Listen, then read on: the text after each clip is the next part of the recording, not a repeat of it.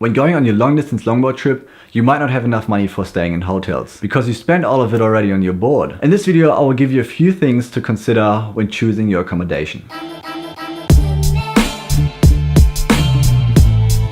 When going on your longboard trip and thinking about accommodation, you have to choose your personal preference. It might be hotels, it might be camping, you don't know. And so I listed a few things you might want to consider. First one is the length of your trip. If you're only going to go for 2 days, it might be a lot cheaper to finance hotels than going for a couple of weeks. Depending on your country, it might be really cheap to stay in hotels and accommodation, or it might be really expensive and you might want to go camping. Climate is an important factor too. If it's only going to rain 24/7, or if it's going to be really cold or really hot, you might want to think about spending the extra buck and looking for accommodations.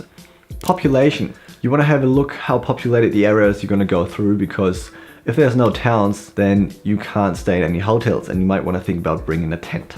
Money in the bank. You want to think about how much money you actually have and you are able to spend, because obviously camping or wild camping is a lot cheaper. Even camping places are still money, so wild camping is the cheapest to go, and obviously hotels are the most expensive. Your personal level of comfort.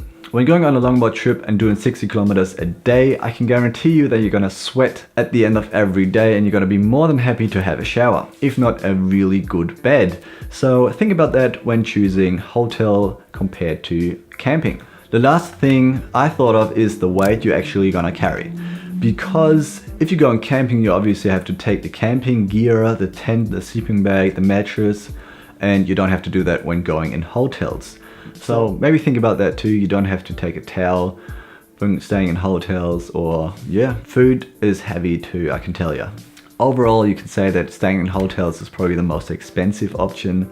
Going wild camping is probably the cheapest, and other options would be couch surfing or Airbnb, or even friends and family you can meet along the way.